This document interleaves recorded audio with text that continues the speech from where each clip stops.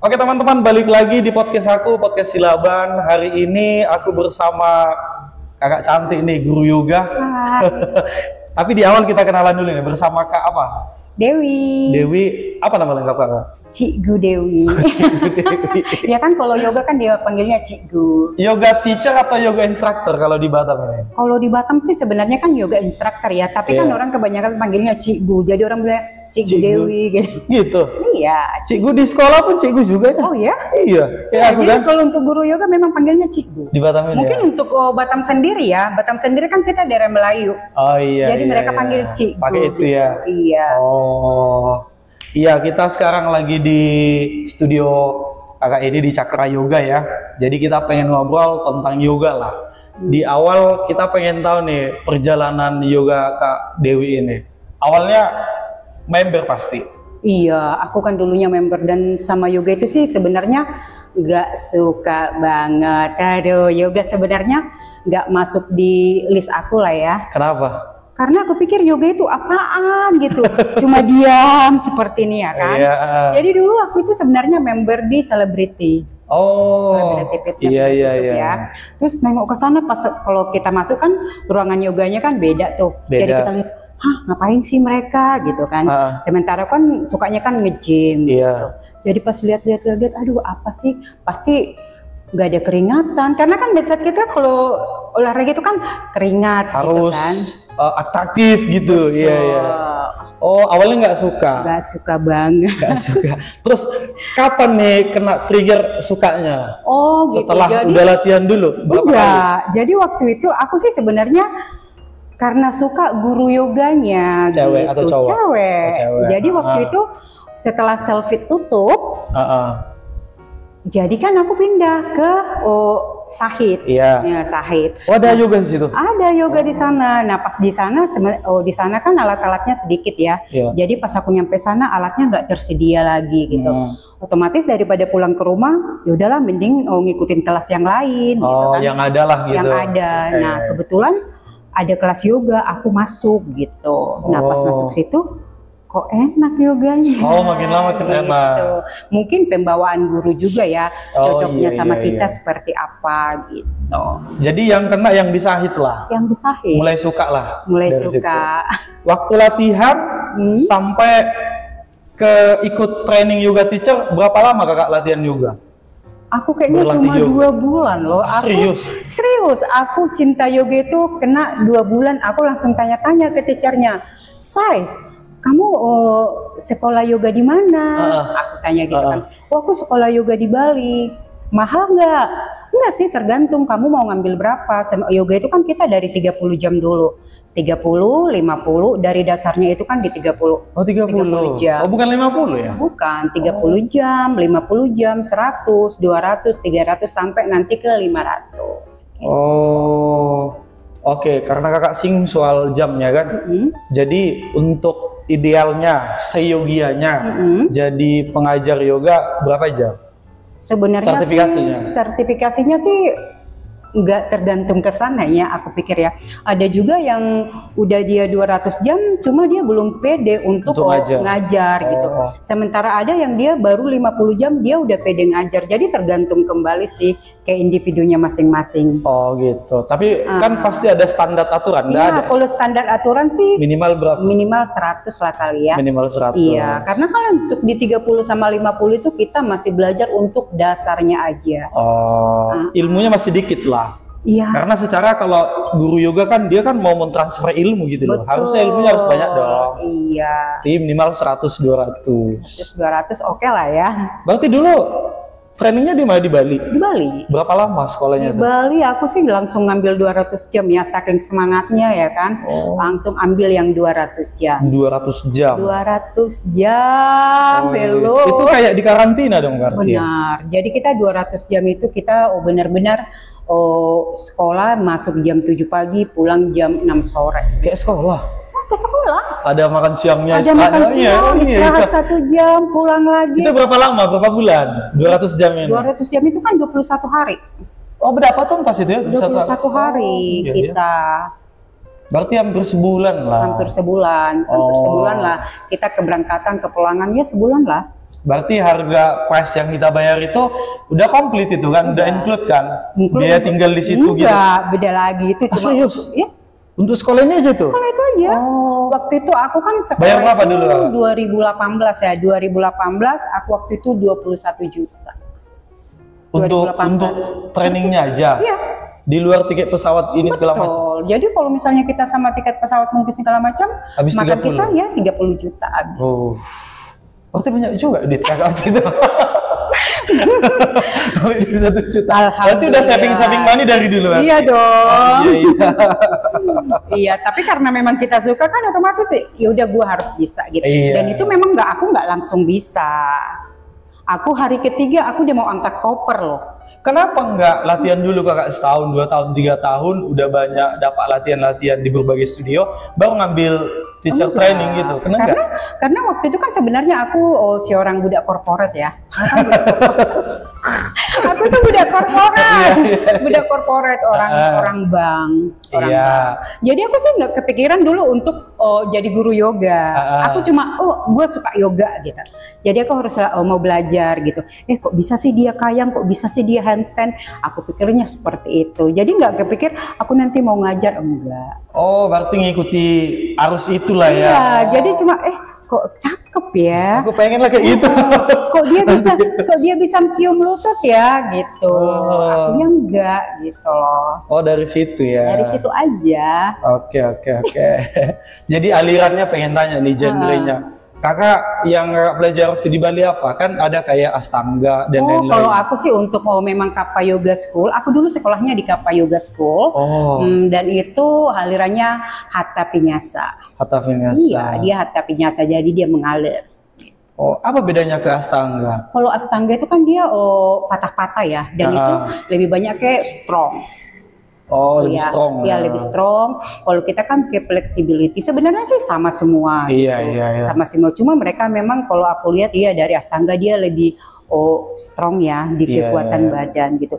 Kalau untuk di Hatha Vinyasa ini baik tangan sama kaki ya. Iya, gitu. Kalau secara teknis beda ya Vinyasa ke Astanga. Secara teknis. Secara latihannya teknis. Secara latihannya iya, karena kan mereka bisa menahan beberapa nafas gitu. Kalau kita langsung ngalir. Gitu.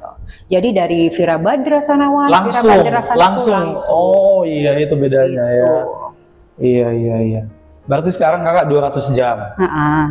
Gak ada planning ngambil ke 500? Pasti ada dong. Nah, ngambil 500 mau di Indonesia atau langsung ke India misalnya gitu? Oh, aku kalau ke India jangan. Belum deh. Belum.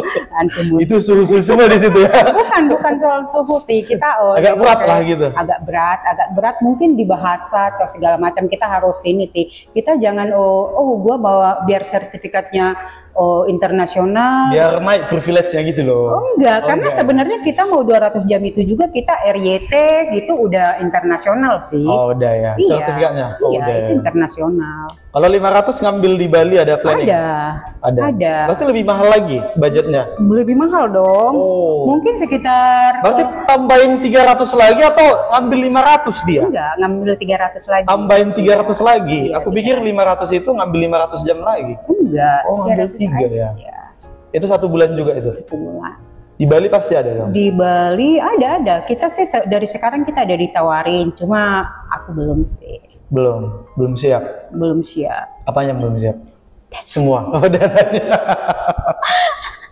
Ini mumpung aku masih ingat ya. Jadi mindset orang Indonesia, masyarakat kita, yoga itu tidak relevan atau tidak cocok buat cowok. Gimana tanggapan Kak Dewi? Kenapa seperti itu? Iya loh, sebenarnya aku tuh kadang gemes ya. Kenapa sih cowok-cowok di Indonesia? Tapi sih kalau sebenarnya di Bali udah banyak sih yang suka yoga ya. Kecuali Bali lah. Di luar Bali lah. Untuk di Batam sendiri udah ada 1-2 orang loh. Iya. Itu kan segelintir. Tapi lebih banyak cowok-cowok tidak suka atau tidak, gimana aku bilangnya? Gitu. Mungkin gini. Coba kasih pengarahan dulu lah. Jadi mungkin gini, Samuel boleh dong kamu ajak dulu orang ke studioku, kamu bikin dulu grup. Grup mungkin khusus cowok dulu. Nanti aku kasih deh, kalian free dulu selama seminggu. Selama seminggu coy, merugi gua. Terus. Jadi nanti kalau menurut aku sih ya, kenapa sih cowok-cowok itu nggak gitu suka yoga pertama? Mungkin mereka pikir, oh kalau yoga itu mereka harus yang lentur, oke?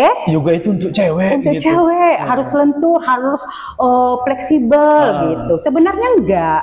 Karena manfaat yoga itu kan sama. Kalau cowok itu mau badannya strong, badannya lebih fleksibel, kan lebih gampang tuh. Kalian nggak gampang kena saraf kejepit. Karena sebenarnya cowok-cowok itu sering banget loh kena saraf kejepit. Iya benar. Iya kan? Iya benar. Karena apa? Karena mereka selalu berpikir, oh olahraga itu ngangkat beban biar lebih maskulin. Iya. Gitu. Itu mindset cowok-cowok Indonesia gitu. Seperti itu. Padahal ya kalau kalian pikirkan ya, untuk memulai yoga itu kalian buka buka hipnya, kalian kan di sini di cakra roofnya. Cakra roof itu antara anus dan vagina. Oke, itu kita buka lebih flexibility, lebih ngangkat ke atas, itu banyak banget manfaat. Manfaatnya banyak. Berarti manfaat yoga ini banyak lah ya. Banyak banget. Iya.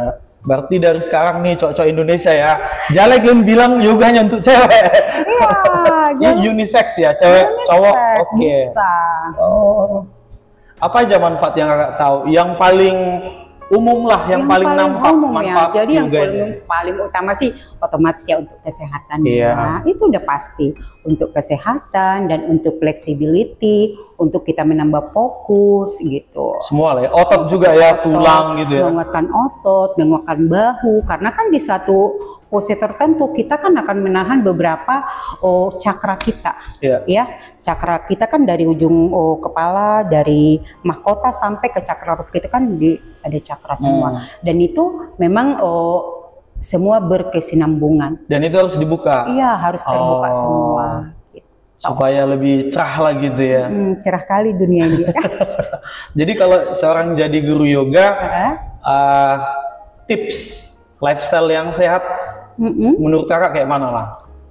Kalau kita ngikuti yoga, pola makan kah atau gimana? Apa yang harus dijaga gitu lah? Enggak sih, kita nggak boleh bilang, oh kalau yoga harus kayak gini. Enggak, semua semua olahraga apapun itu, lo mau nge-gym, lo mau nge-zumba, lo mau ULD atau yoga pun, balik lagi kita harus tetap jaga pola makan sih, gitu ya. Dan kalau misalnya kita untuk ini sendiri kita kurangin untuk yang manis-manis lah kali ya, karena itu sih sebenarnya yang bikin kita cepat gembala. Padahal aku gemuk loh. Jarang ya makan yang manis-manis, gula, jarang. Semenjak yoga. Tapi memang aku dasar aku gemuk kali. Oh iya ya. Tapi semua masuk kan? Nggak kayak pola makan yang ketat kali gitu, harus pagi harus salad, harus sayur, enggak ya? Enggak lah. Aku tengok makan bakso juga ya. Enggak lah, aku nggak suka bakso. Makan mie juga aja gitu. Aku pikir guru yoga kayak gitu, kayak strict sekali makanannya, dijaga harus gini. Mungkin sih ada beberapa ya, ada beberapa yang memang menjaga pola makan. Tapi kalau aku sendiri sih, aku yang tipe barbar ya, dan aku ada masuk semua gitu. Masuk semua gitu. Tapi yang masih standar lah porsinya. Masih standar. Pokoknya kita tetap jaga sih. Kalau misalnya hari ini makan mie, mungkin 4 hari ke depan jangan makan mie dulu. Dan itu sih bukan mie instan ya. Paling kita untuk yang dibuat sendiri. Kayak ada kan beberapa yang kayak mie yang langsung dibuat sendiri. Apa sih? Menurut aku ya. Tapi jangan ditiru. Kalian tetap dengan pola makan kalian masing-masing. Iya, karena setiap badan kita beda-beda kan. Iya benar. Kebutuhan konsumsi kita beda. Betul sekali. Jadi sama dengan yoga. Aku beberapa kali selalu bilang ke member aku, jangan membanding-bandingkan tubuh kalian dengan orang lain, gitu. Karena tubuh kita itu berbeda. Spesial, Anda spesial. Anda spesial. Yang lain pun yang spesial. lain juga spesial seperti itu. Ini juga sebuah keresahan juga ya. Karena aku kan ikut yoga beberapa kali dulu kan, tapi udah jarang juga. Ketika seseorang ikut yoga, let's say cewek-cewek lah ya, wanita, dia udah latihan nih di sebuah studio berbulan-bulan atau setahun, tapi dia nggak bisa achieve satu pose yang dia inginkan. Terus dia langsung down, berhentilah ke yoga. Kayak mana kakak nanggapinya itu? Coba. Itu sering kali ketemu kan di studio yoga. Stop lah, aku nggak bisa aku cikgu katanya gitu. Gitu. Coba kasih paham dulu. Enggak sih, kalau yang seperti itu ya. Tapi Oke, iya. Jadi untuk yang member baru ya biasanya kan malah sebenarnya member-member baru itu biasanya mereka yang pengen gitu loh, pengen harus bisa gitu. Kadang kita sebagai guru khawatir gitu, hei jangan dipaksa gitu kan, karena biarpun kayak seperti tadi kita bilang jangan membandingkan tubuh kita dengan orang lain, tapi kan kita kembali ke kodrat kita. Kita ini banyak egonya. Ya, kita mau selalu bilang buang segala ego gitu kan, tapi balik lagi kita saat melihat yang lain bisa, gue kenapa nggak bisa gitu loh. Nah, jadi yang tadi kita bilang berbeda, jadi mungkin ada badannya yang lebih flexibility dan ada dia yang lebih strong. Jadi ada beberapa, misalnya nih kamu untuk di chaturanga jago, untuk di headstand jago, tapi pas kamu di kayang atau beberapa yang pose yang menggunakan backbend nggak bisa gitu. Atau mungkin orang ada yang split, yang dia bisa split sampai lurus banget bisa, tapi dia pas tiba untuk di headstand nggak bisa karena dia nggak kuat gini. Itu sih. Jadi berbeda. Jadi bukan semua dia nggak bisa pose apapun, nggak mungkin. Pasti ada sesuatu. Pasti ada. Tapi jangan langsung stop latihan ya. Iya, jangan. Langsung patah semangat, enggak yoga lagi enggak. Tapi untuk aku lihat sih selama ini untuk yang member-member yoga dimanapun, karena aku sih bukan cuma ngajar di sini ya, aku ada beberapa studio juga yang aku ngajar. Mau dia untuk pertama kali datang pun pasti mereka antusias sih. Jadi mereka bilang, Cik Bu, kenapa sih ini kok sepertinya sakit kalau melakukan pose ini? Itu karena belum terbiasa gitu. Karena untuk yoga pertama kali pun pasti badannya akan sakit-sakit. Karena kan kita stretching. Dimana saat kita memutar bahu, kita saat kita tarik tangan ke depan dan ke belakang gitu, kita tarik lagi ke atas seperti itu. Dan itu memang harus benar-benar kita maksimal kan, kita selalu kasih berikan yang terbaik untuk tubuh kalian. Butuh proses lah. Pasti di awal-awal sakit kan badan ini kan. Apalagi disuruh split gini. Sakit semua di sini, aku udah ngalamin itu. Gitu. Kalau untuk pemula kasih tips doang. Untuk pemula pertama kali, the first time. Kalau mau belajar yoga, kelas apa? Astanga kah? Apakah gitu? Apa yang harus diikuti? Yang mana dulu nih yang easy? Kembali lagi ya, itu sih nggak bisa kita bilang ya. Jadi kembali ke gurunya lagi. Gurunya itu akan melihat, ini muridnya beginner atau apa. Karena untuk yoga sendiri, untuk mau dia di Astanga, mau di Hatha Vinyasa, dia untuk pertama kali baru dasarnya itu adalah di yoga yang chaturanga. Pasti ada chaturangganya. Yang umum lah itu ya. Umum. Iya, dia udah selalu dari situ sih. Kita harus selalu melakukan yoga yang sama semua sih. Gerakannya sama sebenarnya. Kalau repetisinya sama nggak? Pengulangannya, misalnya kayak gini 4 kali, di aliran ini tetap 4 kali, atau bisa kita improvisasi? Iya, bisa. Iya, jadi kita belajar yoga itu, kita jadi guru itu kan kita harus belajar bikin sequence-nya yang baru. Jadi kita nggak berpatokan ke pelajaran yang kita pelajarin gitu. Jadi saat kita melakukan yoga, kita bisa masukin beberapa sequence di dalam itu. Oke. Bisa ya, bisa ditambahin. Iya, jadi kalau untuk di ini sih, kalau untuk di pas kita belajar ya, kita akan belajar sun salutation. Sun salutation itu kan kita dari sekolahku ya, dan itu diciptakan sendiri sama Koko Kappa Yoga, dan itu punya dia gitu, dan itu udah tercatat di bukunya dia gitu. Nah, dia kan yang menciptakan itu, tapi kita bisa melakukan itu dan kita bisa nambahin sequence di dalamnya. Bisa. Gitu. Asalkan urutannya betul gitu. Jadi kan kita urutan yang pertama kan kita dari duduk dulu. Kita itu namanya centering. Kita memusatkan pikiran kita kepada tubuh. Kita koneksikan seluruh pikiran kita kepada tubuh kita. Kita pernapasan dulu, kita normalkan dulu seluruh napas, gimana biar kita konsentrasi, kita buang segala pikiran-pikiran yang mengganggu saat itu. Harus dibuang? Iya. Kalau pas lagi yoga nih, kalau lagi galau gimana? Banyak pikiran, cicilan mobil, cicilan motor, baru bertekak sama istri, sama pacar, gimana itu? Nah, terganggu pasti kan? Terganggu. Tapi kan itu yang kita suruh ke mereka. Ayo konsentrasikan, fokuskan pikiran Anda hanya kepada nafas. Gitu. Karena kan untuk di yoga sendiri kan tadi kan aku sebutin 1 manfaatnya untuk kita lebih fokus. Iya, lebih fokus, fokus, fokus. Kita kan selalu bilang ke murid kita, ayo fokus, fokuskan pikiran Anda kepada nafas, kepada tubuh, koneksikan. Jadi kita harus perhatikan seluruh tubuh Anda. Kita memperhatikan tubuh kita sendiri.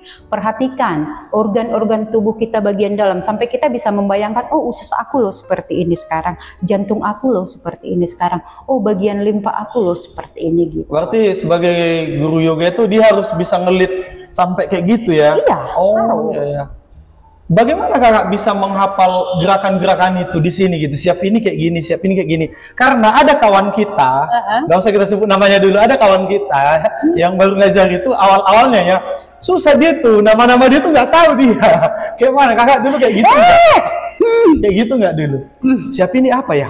Siap ini gitu loh. Jadi gini loh. Jadi kadang ya orang itu berpikir, kenapa ya kok bisa dia hafal semua? Karena apa? Di 200 jam itu kita udah digembleng. Oke. Jadi jangan pikir pas kita di sana, yang penting lu daftar, lu dapat sertifikat, lu lulus. Udah pulang enggak? Enggak ada. Saat kamu di sana, jadi kamu bayangkan nih. Satu hari itu kan hampir kamu berarti belajarnya kan 8 jam. Iya.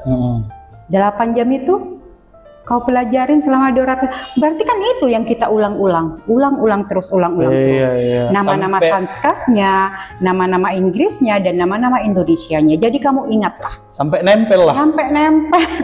Sampai kadang pas tidur itu mimpi. Kau nggak itu. Gua mimpi ya Allah. Mimpi yoga. Aku mimpi yoga. Aku gini-gini, udah inhale. Iya, inhale. Kadang kita saking ini stres loh, beneran serius. Serius. Gua waktu di Bali waktu itu, nanti tadi aku bilang, aku hari ketiga mau angkat koper. Aku pikir, udahlah 21 juta, ada anggaplah kalah judi. Aku telepon temanku kan. Aku mau balik nih. Sis, pokoknya aku balik. Aku udah kumpulin bajuku. Aku besok berangkat pulang. Sayang loh. Kau itu angkat koper, kau tahanlah Eda, katanya. Dia bilang sama aku gitu, kau tahan-tahanlah Eda. Aku nggak bisa. Nangis aku, tahu nggak? Kenapa? Apa problemanya apa? Sakit, capek atau gimana? Capek. Iya Allah, capek banget. Jadi kamu saat kita kan teori praktek. Oke, pas saat teori kamu harus bisa nih. Bahasa ini apa kamu harus bisa terangkan. Ada juga tesnya kan? Ada. Dia kira-kira kan? Hari kita enggak loh. Misalnya nih 2 hari ini teori, hari ketiga ujian, hari keempat teori, hari kelima teori. Gitu. Kayak sekolah ya? Kayak sekolah. Iya ya. Wih, susah berarti ya. Ya ampun. Tapi sejauh ini nikmati lah. Ya sih, sejauh ini nikmati mungkin gini ya. Balik lagi. Jadi aku kan memutuskan untuk buka studio itu kan setelah aku resign dari budak korporat ini. Jadi pas keluar dari budak korporat ini, udahlah mau ngapain ya? Kalau aku melamar lagi ke tempat lain, kayaknya sama aja gitu loh. Terus juga usia juga udah makin usia juga sebenarnya sih kalau untuk usia saat itu sih enggak ya, karena pasti saat kita karena udah pengalaman dan aku kan udah 20 tahun sih jadi di budak korporat ya. Aku kira kakak bilang umurku 20 tahun sih. Aku kira bilang itu tadi umurku 20 tahun. Aku itu 20 tahun jadi budak korporat. Jadi sih nggak takut lah ya, dan aku udah banyak nasabah yang ku kenal gitu. Jadi sebenarnya untuk pengalaman ke situ nggak takut, apalagi kan kalau orang-orang marketing itu nggak mungkin takut. Nggak mungkin ya. Lagi untuk daerah Batam sendiri kan kita udah hafal gitu. Aku pertama kan dari Bank BCA, Maybank, terus Bank Yogi, terakhir Bank Yogi. Udah. Kalau secara cuannya prospek nggak jadi guru yoga ini? Prospek banget. Kalau banyak siswanya. Iya. Kalau banyak. Apalagi kalau yang privat kan? Ya, yang privat. Kalau aku sih lebih, mungkin aku agak-agak ini ya. Aku orangnya agak-agak apa sih? Kalau misalnya nggak gitu suka banyak sama orang, apa tuh namanya ya? Introvert. Iya. Kalau aku sih makin kesini ya. Kalau dulu sih aku nggak introvert loh. Mungkin setelah umur ya aku tuh makin introvert gitu. Sekarang? Iya. Serius? Serius lagi. Dulu kan waktu di perbankan, karena berhubungan banyak orang. Jadi beda. Jadi mungkin dulu waktu aku jadi budak korporat itu, mungkin aku yang paling huru-hara sana sini masuk sana sini dengan hahaha gitu. Tapi setelah di yoga aku jadi orangnya agak introvert gitu. Jadi aku lebih suka dengan yang sepi gitu kan. Mungkin kalau untuk ngajar di 12 orang aku udah santai gitu. Apalagi dengan orang yang muridnya mereka privat, berdua, sendiri, aku lebih suka enjoy. Itu. Iya. Dan cuannya juga lebih gede itu. Oh, jangan ditanya. Enaknya kalau punya murid yang privat itu, kira-kira untuk saat ini nih, dengan kehidupan kondisi kakak sekarang, maunya punya anak yoga yang privat berapa orang lah enaknya? Yang masih bisa kakak ajar jalani gitu. Oh, kalau untuk privat sih kan nggak mungkin lah 200 orang, kan nggak terladeni. Jangan. Nanti keburu mati. Nah itulah, entah 5 kah, 20 kah, 10 jadi pokoknya kah. Enggak sih, kita satu hari itu 5 kelas sih udah oke lah ya. Ya jumlah siswanya maksud aku untuk privat. Kalau privat kan ada yang sendiri. Aku sih kalau privatku sendiri-sendiri sih. Ya maksudnya masih bisa nampung 20 orang? Nggak bisa dong. Enggak, dengan orang yang berbeda. Iya, tapi kan kamu atau 10 kalau atau 15. jam itu kan, kalau yoga itu kan 1 jam ya. Oh, 1 jam 1 jam gitu. Oh, jadi sekarang kalau ada yang masuk lagi untuk privat masih bisa nampung? Masih bisa, tapi kita sesuaikan dulu dengan waktunya. Oh, oke. Lebih bagus idealnya yoga di pagi, siang, sore atau malam? Oh, kalau itu yoga itu tergantung dari si member sih. Bisa kapan? Nah, kalau secara analisis kesehatan enaknya di jam-jam berapa gitu ada? Anytime bisa. Bebas. Anytime bisa. Oh, bebas. Iya. Kalau biasanya ngajar 1 jam. Iya, 1 jam. 1 sesi gitu. 1 sesi 1 jam. Nanti mungkin ya biasalah, kalau untuk yoga itu kan pasti ada foto-fotonya, sesi foto pasti. Jadi kita mungkin 1,5 jam atau 2 jam pasti. Apalagi kalau misalnya yang grupnya suka foto-foto, bolehlah sampai 2 jam. Dibantuin ya, buat pose-pose gitu ya. Iya. Oh. Dulu pernah ikut kegiatan festival nggak ya? Kalau untuk festival, kayak lomba gitu sih, yoga itu kan sebenarnya nggak diperlombakan ya, tapi kan kita cuma untuk sama beryoga bersama sih sebenarnya. Itu yang kemarin kalian yang di Bandung ya? Di mana? Oh iya, itu di Bandung kan? Pernah kan? Pernah. Itu sih nggak diperlombakan, tapi diperlombakan. Ada kan organisasinya? Oh iya. Dan ya Allah, aku sampai lupa. Kalau yang di Batam kan ada juga organisasi kita kan? Iya, kita sih ada. Terus kayak PRI gitu kan? Iya. Ada sih. Masih aktif juga? Masih ikut? Masih dong. Siapa ini? Awal bulan biasanya kalau nggak salah. Awal enggak, sekali sebulan sih, kita sekali sebulan. Oke, berarti yoga ini penting lah. Penting banget. Untuk Batam ini sebenarnya yoga ini udah menjamur nggak? Udah. Untuk jadi, Batam menurut Kakak? Udah. Jadi aku sih sebenarnya happy ya. Untuk orang-orang sekarang, kita udah setelah COVID lah ya. Setelah COVID itu bukan cuma yoga ya, olahraga, seluruh olahraga yang run, lari. Setiap pagi tuh kamu tengok tuh full. Iya, di mana-mana ya. Di mana-mana. Jadi happy sih. Jadi masyarakat kita udah berubah gaya hidupnya. melek sama kesehatan gitu. Betul. Event pun mungkin yang itu banyak yang begadang gitu, tapi kan tetap mereka untuk olahraganya oke. Mungkin sering ngopi, habis ngopi olahraga gitu. Tapi oke lah, balancing. Kalau Pilates apa sih bedanya? Untuk Pilates itu sih sebenarnya mereka kan menggunakan alat. Iya, jadi mereka menggunakan alat, dan itu untuk beberapa pose itu kan tetap sama. Jadi mereka kan ada kayak reformer, dia kan pakai alat. Jadi pakai tali kita tarik stretching untuk sama. membuat flexibility juga flexibility juga, tapi mereka lebih banyak alat dan itu menjaga keseimbangan juga, balancing. Kalau kita kan di yoga mat kan, kita kan langsung di mat kan, dan itu tidak ada pergerakan. Jadi kita fokus ke badan kita sendiri. Nah, kalau untuk di Pilates itu kan kita harus menjaga keseimbangan, gimana biar kita pas di atas mesin tersebut kita tetap stay, nggak jatuh. Aku takut loh lihat itu waktu gelincir banget. Makanya kalau untuk itu sih kita benar-benar hati-hati sih. Harus diawasi instrukturnya. Instrukturnya diawasin. Dan Ya, kembali sih. Kalau untuk yoga, kita selalu bilang ke si member aware sama tubuh masing-masing. Iya. Ya, karena kan saat kamu mungkin saat ini sakit kepala atau kamu sakit perut atau kamu lagi kalau cewek kan menstruasi itu kan kita nggak tahu. Karena pas kita bawaan mens itu kan beda-beda. Ada yang sakit pinggang, ada yang sakit kepala. Kita langsung bilang lagi ke si itu, oh Cigu, kalau aku lagi menstruasi boleh nggak aku impression? Boleh, selagi lu nggak pusing. Oh iya. It's okay. Ikut yoga bisa walaupun lagi dapat? Iya bisa. Oh, kalau masih bisa dianya. Iya, jadi kembali kamu aware sama tubuh kamu. Itu nggak memicu, maaf cakap nih kan, ini karena perempuan. Misalnya hari pertama, hari kedua, kan lagi deras-derasnya tuh katanya. Kalau ikut yoga nggak makin gitu nggak? Enggak, malah bagus dong. Oh bagus.